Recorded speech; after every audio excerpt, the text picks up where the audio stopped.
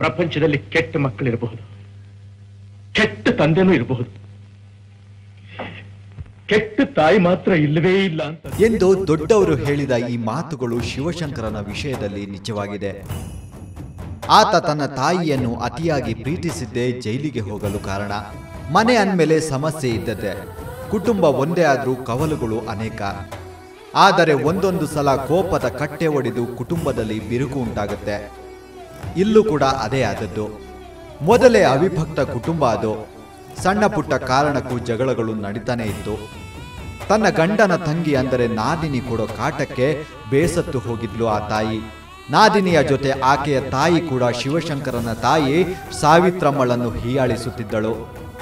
ಇದೆಲ್ಲ ಗೊತ್ತಿದ್ದು ಗಂಡ ಹಿರೇಮಠ್ ಸುಮ್ಮನಾಗಿದ್ರು. ಅದು ತಾಯಿಯ ಮೇಲೆ ಪ್ರೀತಿಯೋ ಅಥವಾ ನಾದಿನಿಯ ಬಗ್ಗೆ ಮಮಕಾರವೋ ಗೊತ್ತಿಲ್ಲ. ಇದನ್ನೆಲ್ಲ ಸುಮ್ಮನೆ ಗಮನಿಸುತ್ತಿದ್ದ ಶಿವಶಂಕರ. ಏನು ಮಾಡಲಾಗದ ಸ್ಥಿತಿಯಲ್ಲಿದ್ದ ಆತ. ನೊಂದ ಜೀವಕ್ಕೆ ಸಾಂತ್ವನ ನೀಡಲು ಅಲ್ಲಿ ಯಾರೂ ಇರಲಿಲ್ಲ.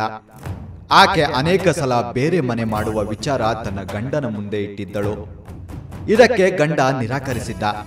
ಅದು ಅನಿವಾರ್ಯವೂ ಆಗಿತ್ತು. ಯಾಕೆಂದ್ರೆ ಅಷ್ಟು ದಿನ ಒಂದಾಗಿದ್ದ ಕುಟುಂಬ ಬೇರೆಯಾಗುವುದು ಆತನಿಗೆ ಇಷ್ಟವಿರಲಿಲ್ಲ. ಆ ನಿರ್ಧಾರವೇ ಆಕೆಯ ಸಾವಿಗೆ ಕಾರಣವಾಗಿ ಹೋಯಿತು. ಎಂದಿನಂತೆ ಅಂದು ಕೂಡ ನಾದಿನಿ ತನ್ನ ತಾಯಿ ಜೊತೆ ಸೇರಿ ಮನೆ ಕೆಲಸದ ವಿಚಾರವಾಗಿ ಖ್ಯಾತಿ ತೆಗೆದಿದ್ದಾಳೆ. ಮೊದಲೇ ಬೇಸತ್ತು ಹೋಗಿದ್ದ ಆ ತಾಯಿ ಅವರು ಹೀಯಾಳಿಸುತ್ತಿದ್ದ ಮಾತನ್ನೆಲ್ಲ ಕೇಳಿದ್ದಾಳೆ. ಯಾವತ್ತು ಬಿಟ್ಟಿ ಕೂಳು ತಿಂದು ಬಿದ್ದಿರೋ ನಾಯಿಗಳು ಅಂದರೋ ಆಕೆ ಅವರ ಮೇಲೆ ರೇಗಾಡಿದ್ದಾಳೆ. ಮೊದಲೇ ಮಾನಸಿಕವಾಗಿ ಕುಸಿದಿದ್ದ ಸಾವಿತ್ರಮ್ಮ ತನ್ನ ಮನೆಯ ಕೊಠಡಿಗೆ ಬಂದು ಸೀರೆಯಿಂದ ನೇಣು ಹಾಕಿಕೊಂಡು ಬಿಟ್ಲು. ಯಮ ಕೂಡ ಆಕೆಯನ್ನು ಆಹ್ವಾನಿಸಿಬಿಟ್ಟ.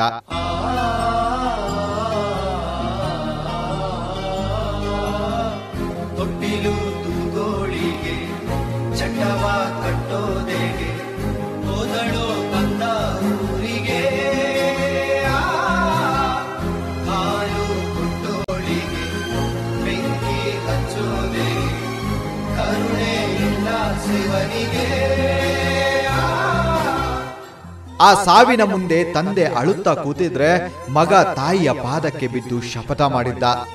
ಅದು ತನ್ನ ಅತ್ತೆಯ ಸಾವು. ಅವ್ರಿಲ್ಲ ರೀ, ಅವ್ರು ತೀರ್ಕೊಂಡ್ರ.